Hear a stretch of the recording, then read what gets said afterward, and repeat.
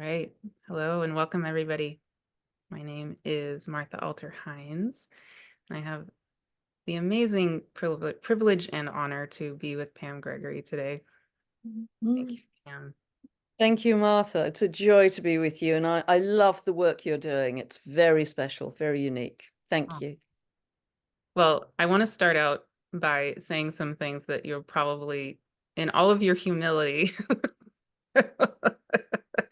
you might even have a hard time believing, but I feel like I'll speak for myself, and I think I'm speaking for hundreds of thousands of people, and probably, honestly, at this point, millions of people. So I feel like it needs to be said.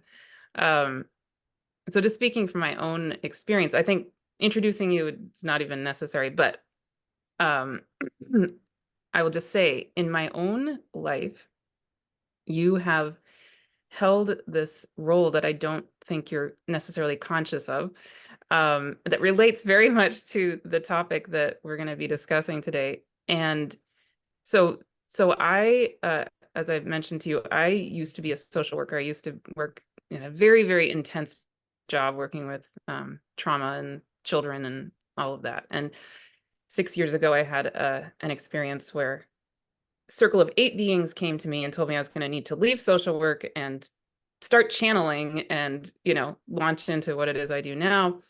So that's what happened. And it was around that time, I think I came across you.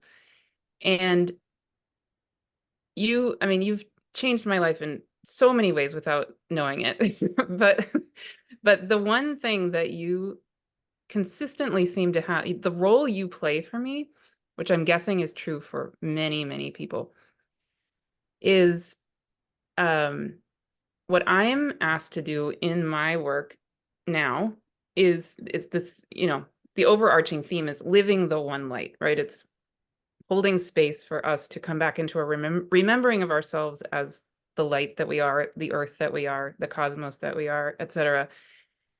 And so there are many, many times when I'm doing this work where I can feel like, in a sense, it's a little bit scary to come out in the world with this part of myself and all of it, and it can get really easy to dim my own light, I guess you could say. And I will think of you, or I'll watch a video, or I'll somehow connect with you in some way, and it's energetically, again, I don't think you're intentionally doing any of these things, but energetically what happens for me is it's like the light and the energy I experience of you, it's almost like a hook, like a coat hanger hook that just hooks me straight back up into source light.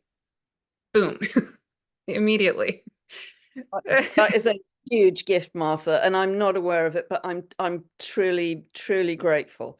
I honestly am. I'm deeply touched by that, and thank you, thank you. And if that applies to anybody else out there, well, gosh, yes, I feel very honored. Thank you so much. Hmm. Yeah. And I feel, and again, on an energy body level, I just get this sense from you unintentionally of, no, anchor up in the light. Don't dim your light. Keep going. Just keep doing it. And that's, there's no one else in the world who plays that role for me. There are other amazing, super supportive beings, and of course, in existence for me. But I just want to honor that role that you do play for me. And yeah. Yeah, I really appreciate that, Martha. Thank you so much. Hmm. Really, that's improved my day enormously. Wonderful. Yeah. So, so relating to that, what I would love to discuss with you in whatever way feels right for you is your relationship with the light. And I would also love to segue at some point in this conversation to the topic of becoming Homo Luminous ones. This is something, that Heather Ensworth and I have talked about a little bit just on the side. And it's coming up very powerfully in a free series I'm holding now called the Wholeness Way series, and it's going to be the topic of week 4 of this series. And it feels like there's something, something, even in all your humility, there's a little divine puzzle piece, that that's meant to come through you. That's what it feels like to me. And um, so just in your simplicity of being who you are, yeah, I would love to open that conversation, and we can start wherever you feel called to start. But one place would be, I'm curious, how would you describe your relationship with the light? Um, Wow, it's honestly it's really simple. I don't have a ceremony, a ritual, a goddess. I'm somebody who loves nature, and um, through my life, on a personal level, I have known a great deal of darkness for many many decades in my life, and the solution for me was always nature and animals. And I would go to the woods with my dog, or borrow somebody else's dog. It's always got to be a dog in it. And I would just really look at nature from the eyes of a young child of 3 or 4 years old. And I haven't lost that. I just look at the trees and the light coming through the trees, and I can sense that electrical, shimmering life force, particularly in springtime where everything is just translucent, everything is just lit up. And I just go, wow, nature is so beautiful and so amazing. I can just feel that energy. And I don't have any sophistication in really talking to in a clear way to the plants and the trees, but I absolutely know that's coming. And I've got favorite trees that I go and hug and connect to, as many many people do. But I've got one of my favorite walks is through the woods, and I've mentioned it in one or two videos, and I go down over a stream, and this stream is one of the best known in Europe for dragonflies. And the dragonflies come down, and their wings are absolutely iridescent, with colors and reflecting the light. And I walk alone, except with the dog, and I can just sit there just like a 3-year-old and just feel the energy from the earth as a living conscious being. And as I say, I've never lost that, but that's always been my kind of go-to. I do it every day, and heaven knows we've had some rain in England over the last year. I mean, heaven knows, but still, even in those very grey days, I can feel that light coming through. And it's coming through at a higher level, a faster level, a higher level. Now, whether that's because the Earth is moving through the photon belt, whether it's also a reflection of the heightened solar activity with all the solar flares, peak of solar cycle 25, as many of you know, whether it's that, or our own evolution as human beings, that we're able to connect and able to perceive finer forms of light. I think it's a whole combination of all of those, but we know that we're moving from being carbon bodies to more crystalline. And so there's a constant feedback loop with the cosmos, that as everything is lightening up in us, we can see more in our outer reality, because the inner is the outer, isn't it? And the outer is the inner.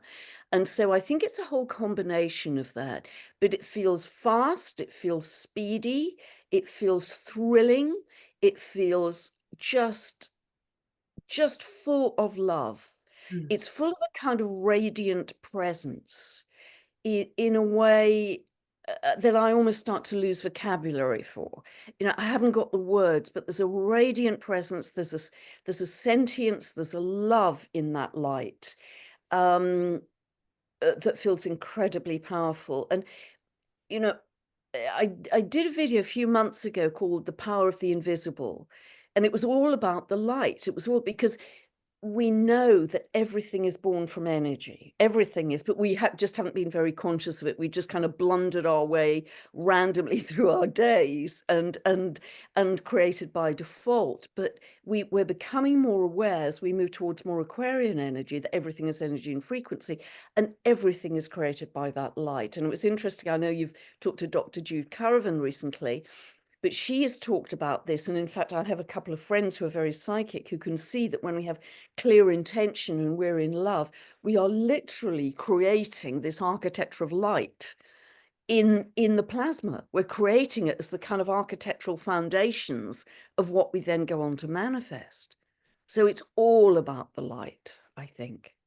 Yeah, absolutely. And in the Wholeness Way series, the again, there's 3 weeks already, and the in the third week, actually a big part of what it's all channeled, right? So in the third week, a big part of what came through was um reconnecting ourselves to the light, the crystalline light grid of existence throughout all of time, all of space, and how that and what's so fascinating is, yeah, I mean, that's a whole topic in and of itself, but in this Living the One Light series that I'm channeling, the seventh book is going to be called The Crystals Speak. And I don't get the sense it's about crystals. I get the sense it's about the crystalline layer, the crystalline structures of existence, basically. And the way I get shown the role of that is that um, it is that crystalline structure is maybe a like a prism that can help us refract ourselves back into the light that we are, if that makes sense. Beautiful. And that suggests that multidimensionality that's coming in. Oh, definitely. Yes, absolutely. Yeah. Definitely. So, and it's so interesting, Martha, because in those very simple Sunday meditations that a lot of people joining, and that's not a very original idea because people are doing this all over the world. But I like to think the people that follow my work are on a similar frequency, so it's a family frequency. And the number of people that play back to me that bang, as soon as we start, they can see this web of light all over the earth that's growing brighter and stronger every single week. And isn't that thrilling? We are just joined together with intention and doing that, connecting with our hearts and doing that all for free. And I feel it too. I feel these footprints that we're creating so everyone can follow. And that's, not a kind of better than statement at all. We're all on our journey, but it's creating this stronger and stronger web of light, which has energy, which has this vortex. I always feel this vortex like the Sufi dancers coming together and spinning their light and it getting stronger. And, it's just a tsunami of love every week. Mm. And that's what's so exciting. And it is helping us to access this multidimensionality. And we know that our 24th chromosome is coming back online after 200,000 years. And that is the chromosome that connects us to our multidimensionality in the stars. And Mm. so we're moving into this very different era where all of this density that we've known in our lives and the kind of logic and 3D linear time, and it's all going to fall away. And in one sense, that can be quite destabilizing because, where do we find our footing? But in another sense, if you can ride those waves of light like a windsurfer, it's absolutely thrilling. And so many of us are feeling this sense of momentum, excitement, more love, more light. And of course, if you're in fear, you think we're all in la la land because you can't see any of it because it's invisible. But we absolutely know that that's where creation begins. Yeah, it's just the truth. In my mind, I keep seeing Celestia on the North Node right Yeah, now. yeah. I'm curious, yeah, do you connect Celestia with what we're discussing?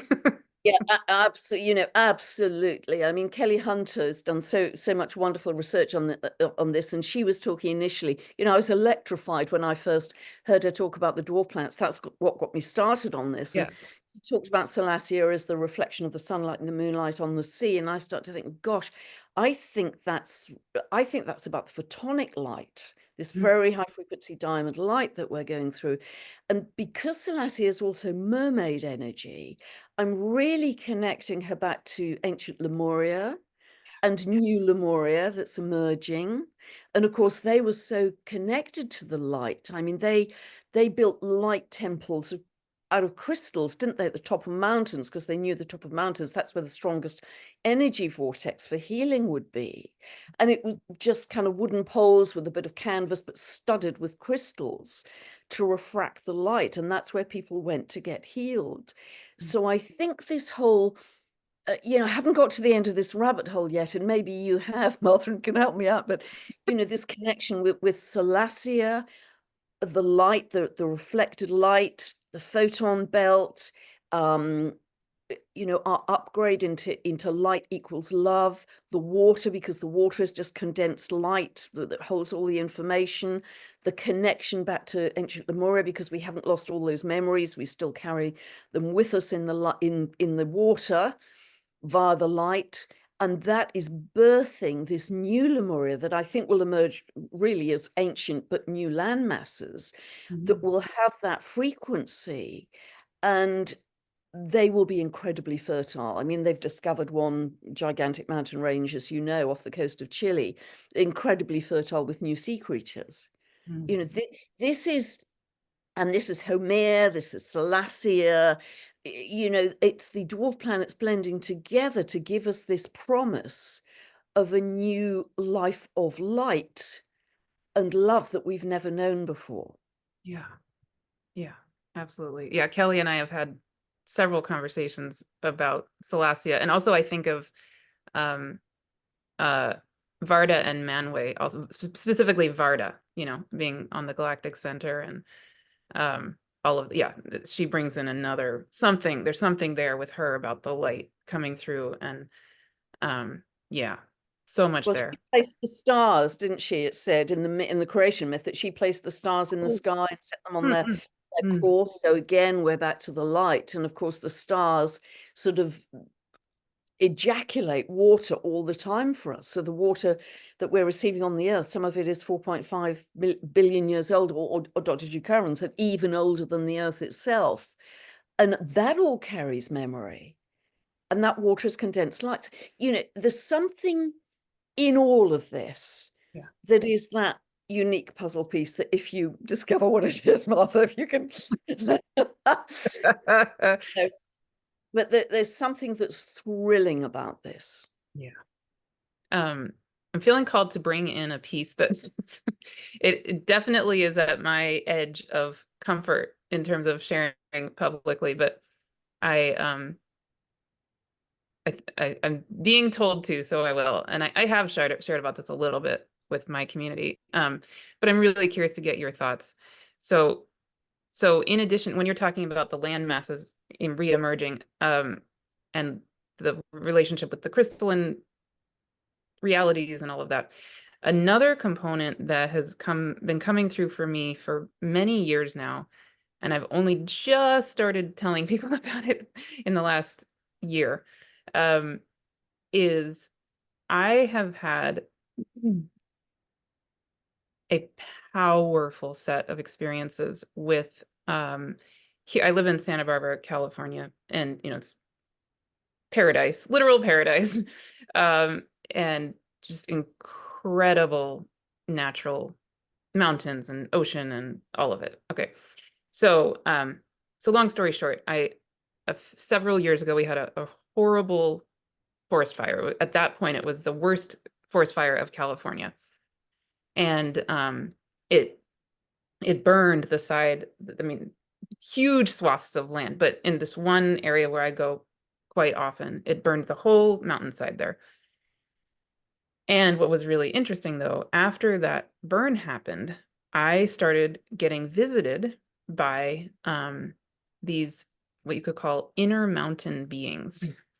So it's this, so I have relationships with fairies and gnomes and ocean creatures and, you name it. But this was the first time I had ever experienced inner mountain beings. And so again, I'm going on a limb here.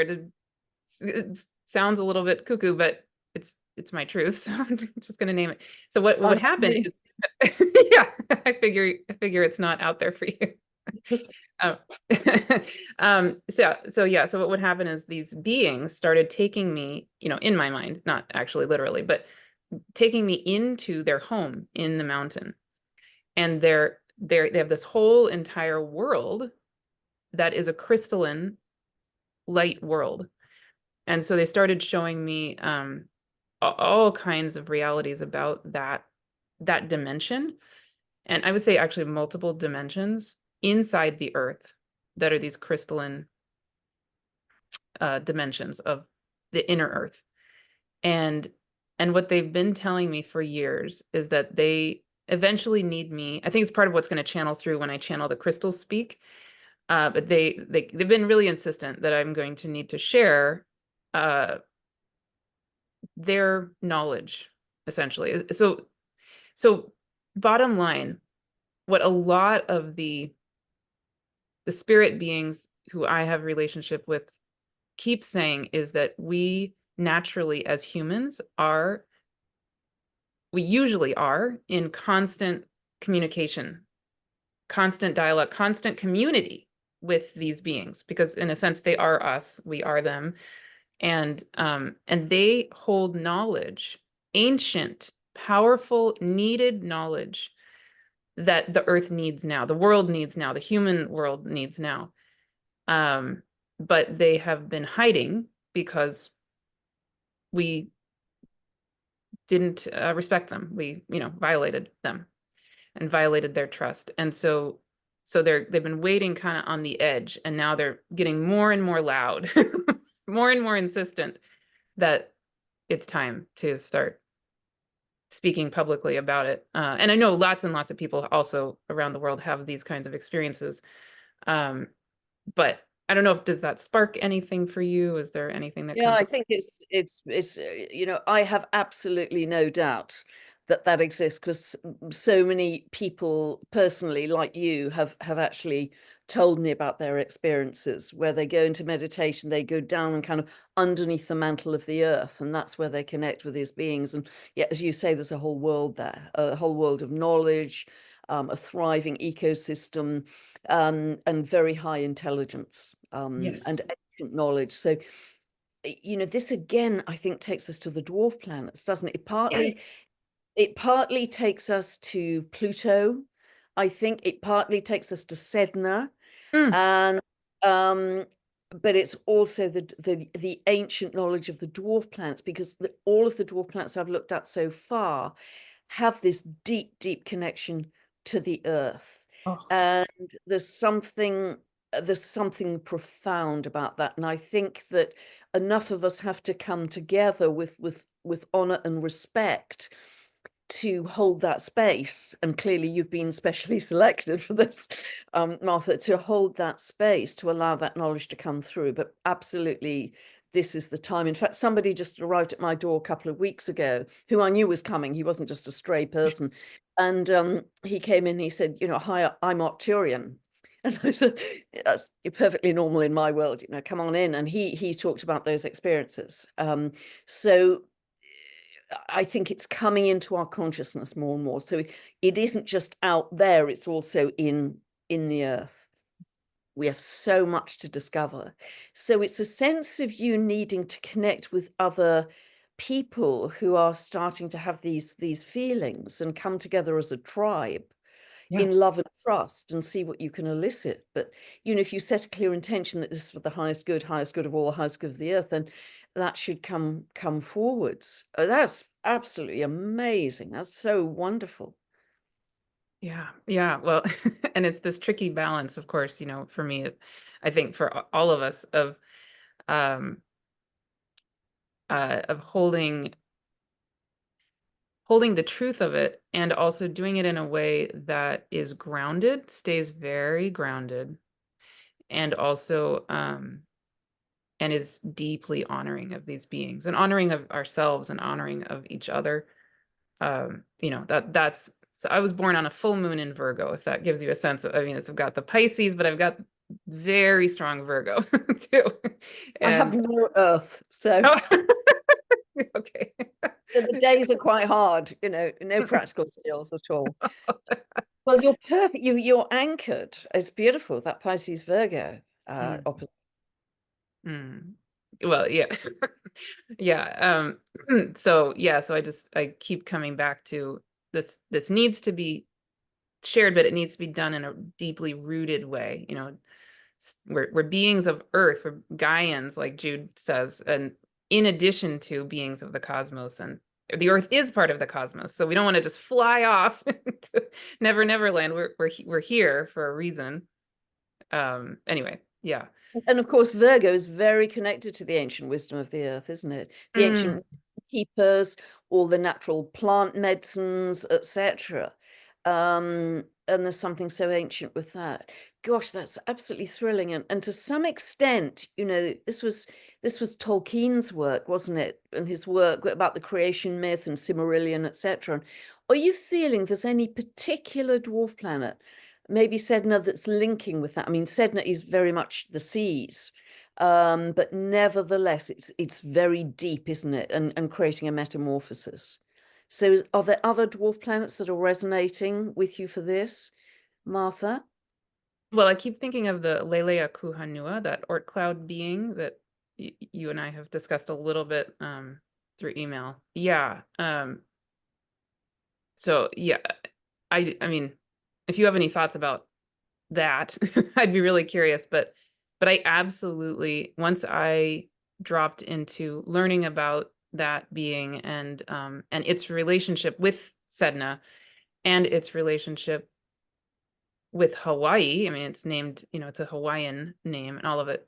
One thing that came through for me, I think I'm still really wanting to hold space for a collective remembering of what this being is. But one thing that definitely powerfully came through for me was a sense of Lelea Kuhanua has an orbit that is 3 times Sedna's orbit. So so Sedna's orbit, as you know, is half of a why am I blanking on the word? Half of a precessional cycle. Yes, And 11,400 years. Yeah. exactly. And then Lelea Kuhanua's orbit is approximately 36,000 years, right? So it's actually 1.5 times the precessional cycle. That's a really interesting connection to me. And Lelea Kuhanua is named after the not the bird, but the a quality of the Kolea bird, who is a bird who is born in the Arctic of Alaska, just like Sedna, then flies to Hawaii on a nonstop 3-day flight and has a It's a life, tiny bird, isn't it? It's a tiny bird. yeah, yeah. And then somehow, knows how to then go back to Alaska. So it has this orbit, you could say, between Sedna's homeland and one area that we could consider Lemuria, right? Or connected to Lemuria. And so something that definitely has arisen for me is this sense of I've gotten a vision of the Lelea Kuhanua orbit, which is so, so, so long, 36,000 years. When I have tuned into, I call it a her, I don't want to genderize it, but anyway, when I tune into her being, what I feel and pretty immediately is she says, I'm not just where I am, I'm my whole orbit, right? Like I'm the whole elliptical oval orbit. And I'm holding space for everything. And I'm holding space for all of you. So, and then what I see is within that, it feels almost like a hula hoop. And within that hula hoop, then I see and I feel what Keone Hanalei talks about the Lemuria to him. I don't want to speak for him, but my understanding is what he says is that it's really also what may just emerge is our own frequency will re-emerge, right? And then these land masses or the whatever is we're meant to remember will then emerge out of the sea or out of the sea of our consciousness or whatever however you want to describe it. And so what I see is within that orbit of Lelea Kuhanua that we're being held to let this quote unquote Lemuria or the raise in consciousness to rise itself all together as a collective. Yeah, that's thrilling. It really is, Martha. And when Keone was speaking with Heather Ensworth, our good friend, I remember him saying that all those land masses of ancient Lemuria are still there. It's because humanity fell from love that we can't see them, but you know, they're just in another dimension. But once we kind of reconnect to love at a higher level, we will see them very easily. They're Yeah. just there in another dimension. And and that's a very exciting concept indeed.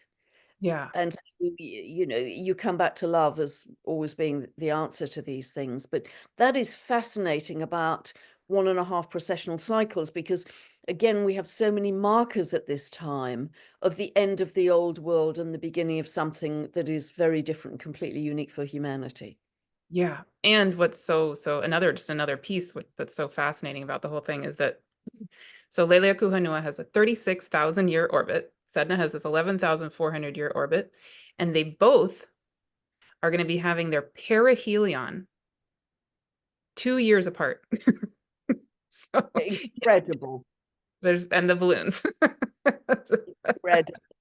Yeah. So When perihelion, for people who don't understand, you know, yeah, closest to our sun. right. So they're both coming back. The closest they get to us, 2 years. I mean, they're both here. They're both here with us now, essentially. And Yeah. so, you know, I don't know. It feels like they're in a dance with each other. I think gravitationally they are, and but energetically too. It feels like their purposes somehow talk to each other or play in with each other. I don't have answers about that, but So isn't it interesting that Sedna is about the, you know, deep, deep Arctic waters, you know, way, way down. And Lilikunua, is that how you it pronounce Leleaku Hanua. Yeah. it? It takes some practice. It is also about something that's very deep in the earth. So the profundity of both of those coming together is weaving some kind of magic for humanity that we have to connect back to. Mm, mm, mm, mm, mm. Wow. Yeah. I'm gonna be meeting with Keone in a couple of weeks too, so I'm really curious to get his perspective. Yeah. Hmm. Yeah, wow. I hadn't put that I together. think you are on a fabulous detective hunt. Yeah, all And together. it's a special assignment for you. We're all in it together. Um, great. Well, I think there's one other thing I would love to bring in if that's okay, and it actually does relate to the Kuiper belt as also. Um, so when we're talking about light, of course, you mentioned that in your life you also have experienced quite a bit of dark. And something I've been feeling into this, so we're recording this in early August 2024. And for people watching, years in the future, this still, I think, applies, this theme still applies. But in terms of the astrology right now, I've been really drawn to right now the fact that the nodes of the moon are squaring that grouping in Capricorn, right? The Ixion, Quawar, Pholus, and Ceres all together. um, and yeah, I'm curious to get your take on that, because one thing I'm feeling in it is uh, that we are in this time of great remembering. We are in this time of re-becoming the wholeness that we are, or remembering the fact that we are the wholeness of everything, the light, etc. But that grouping being squared by the nodes of the moon right now feels to me like a grounding reminder that we absolutely have to, there's still layers that still have to be released of the karmic trauma and, all of that.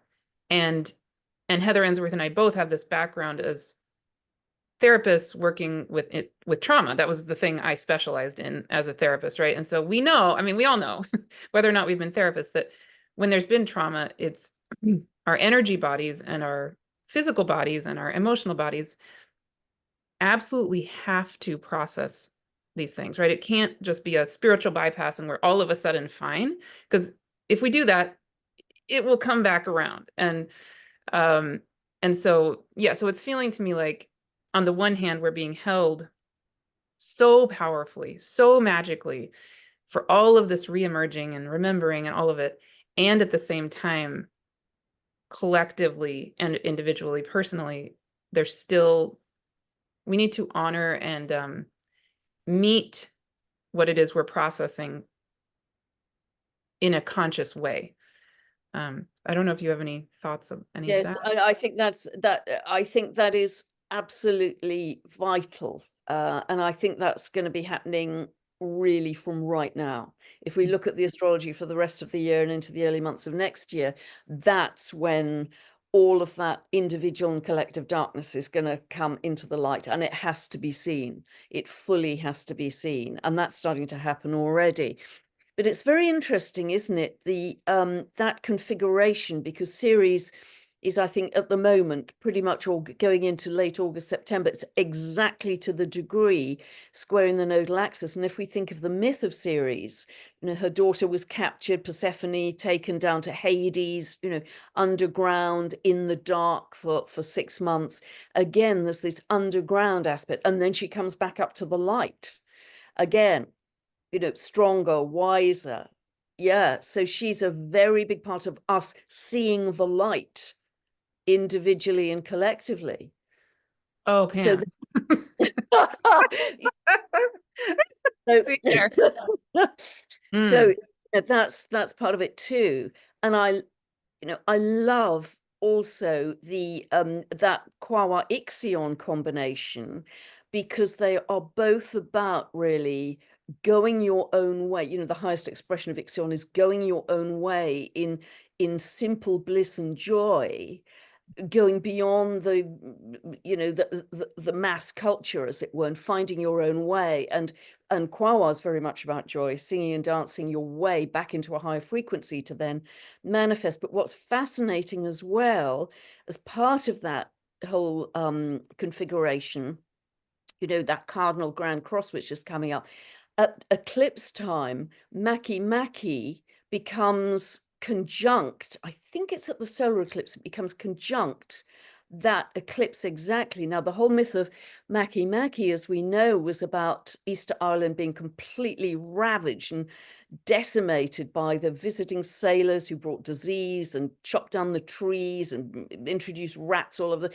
And at one point, I believe it's historically true that Easter Island was down to 111 residents. But because they understood how to work with natural cycles, there's this huge regeneration that took place back to a thriving ecosystem. So Maki is very much about regeneration. Also Homer, you know, in her fire goddess aspect, she was said to birth the 8 islands of Hawaii. That's, you know, bringing new land up. And the myth of Ceres with Persephone is also about this going deep and then bringing back up to the light. So there's this, you know, it's what you've been talking about, Martha, really, having to go deep to get the understanding to then bring it back to the light and a higher frequency. We can't do it without that deep dive. Now, that deep dive, you know, in some sense is physical, but it's certainly psychological and emotional and spiritual, as you've said, and you know so well as a psychotherapist. And that's the process we're in right now. And for some of us, it might be a little bit bumpy as we go through that, but it's absolutely necessary for us to come back to wholeness. We can't exist as a wholeness, either as a single unit or as one consciousness, without that process. Yeah. And it's accelerated. That's my feeling as well. It's accelerated as we go through this. And gosh, astrology helps.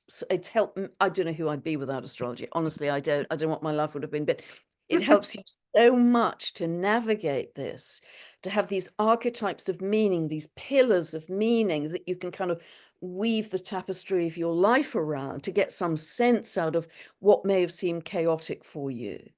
And therefore, I believe that we as astrologers are going to be called forward even more to the forefront to kind of explain it all as we go through these very intense transformations and ultimately the metamorphosis for humanity, which is completely a unique evolutionary jump. But Yeah. you are so right, Martha. We can't do it without the deep dive and seeing the darkness. Mm. Great. Okay, I think my last question, if that's all right. Um, what what is your perspective on this term Homo Luminous ones, or re-becoming Homo Luminous beings? What does that mean to you or not mean to you? Yeah, I mean, I probably bored people to death because I did have that kind of 30 seconds of a super sharp dream. For those of you who haven't heard it, it was right at the end of the night.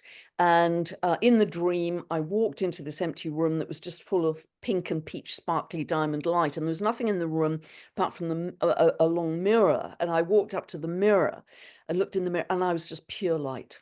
I was just pure light. My eyes were just filled with light. It was just incredible. And I started to levitate.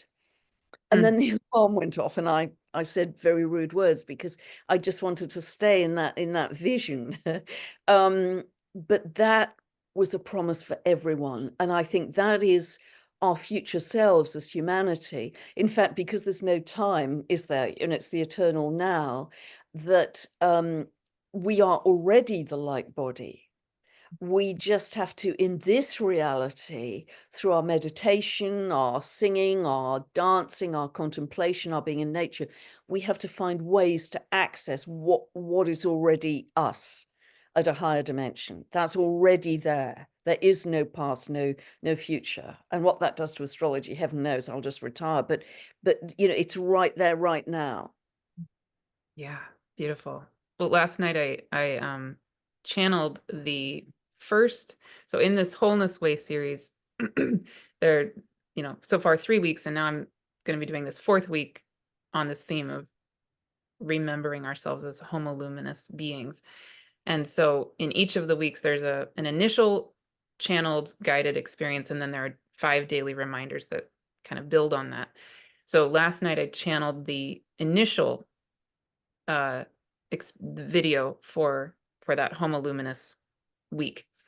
And what's so fascinating that came through was essentially the spirit, these light beings had us wrapped in a golden web, like a cocoon. That's what it was. And inside this golden light cocoon, they said essentially, you're like a caterpillar who has come into this cocoon, and now it's time for you to dissolve into the goop and into those imaginal cells. And then it was so endearing.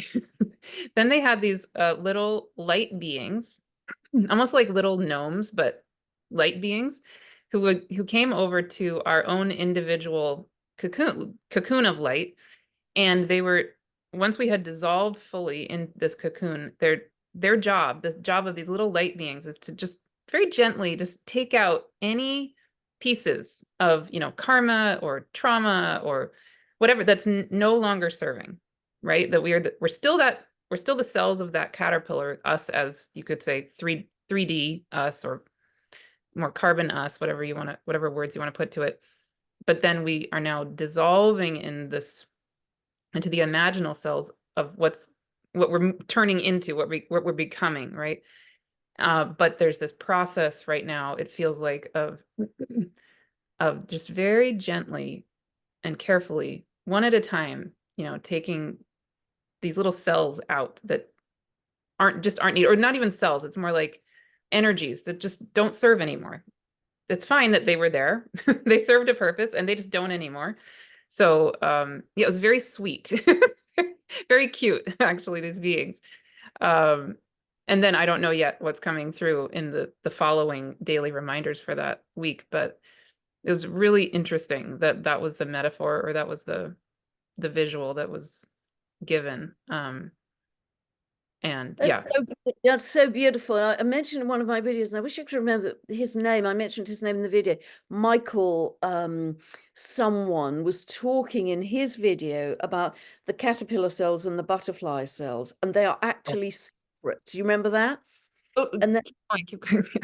yeah, and they're actually separate, and the caterpillar cells resist the Yes. butterfly cells, but it gets to the point where the butterfly cells exist in such numbers that it's kind of irresistible. But what the resistance of the caterpillar cells do is, it is one organic process, because it's not that it's a separation or a fight, it strengthens the evolutionary purpose of the butterfly cell. So it's one organic process. And what we're in at the moment, I sense, is it's like a time capsule.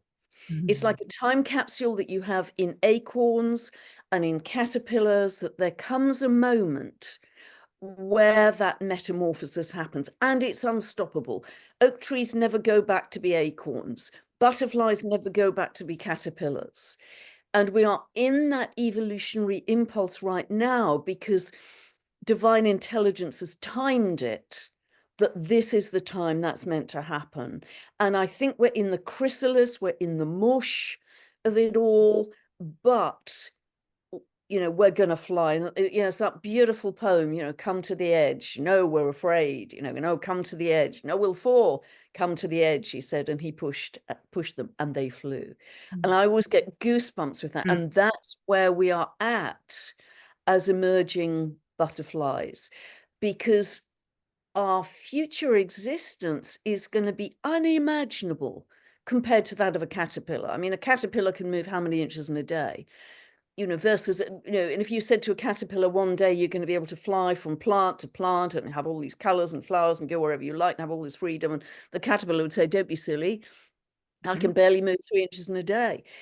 So it's that big a jump in terms of where we're headed, and that's why we start to lose vocabulary, I think, because we've never lived it. There's no rehearsal, but we're in it. We're in it with no rehearsal, and we're being launched into a higher state of being, which is much more multidimensional, much more Homo Luminous.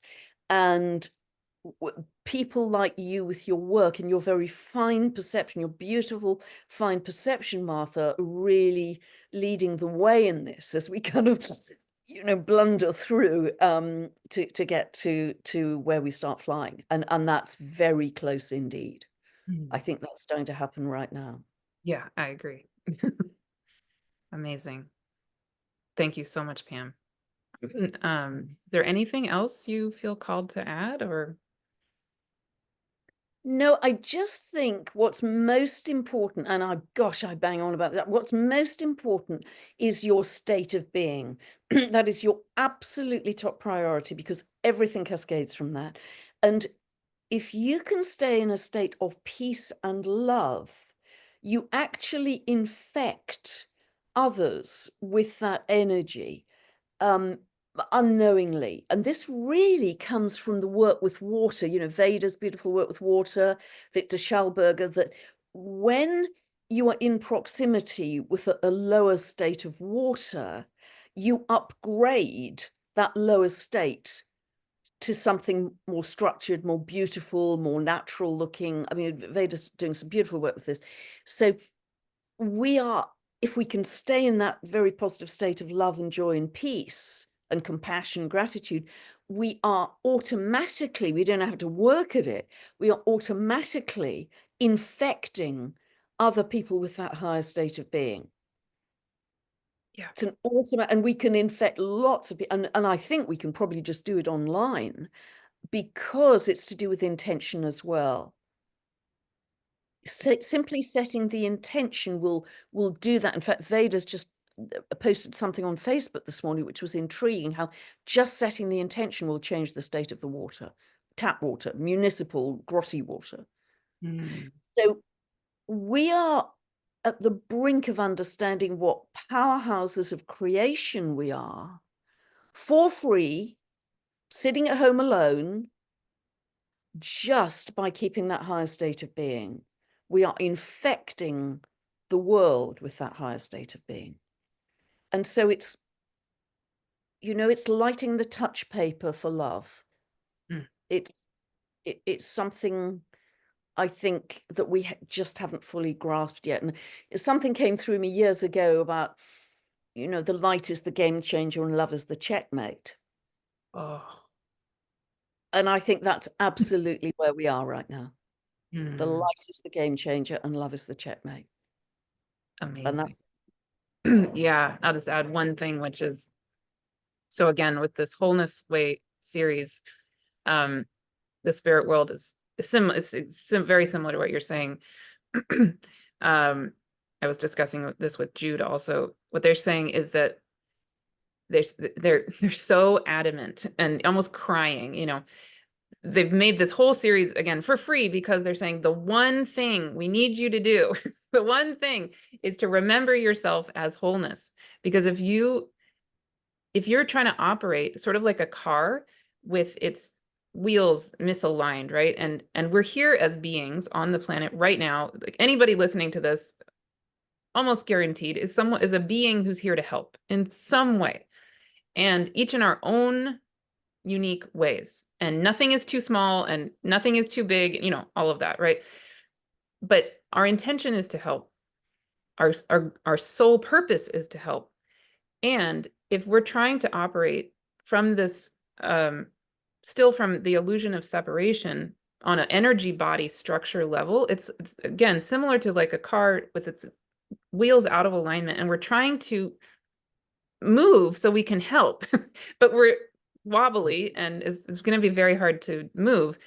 But if we're able to just get into that literal remembering the reality that we are wholeness, it doesn't mean denying the hurt and the trauma and the things happening in the world that are still very, very difficult, absolutely.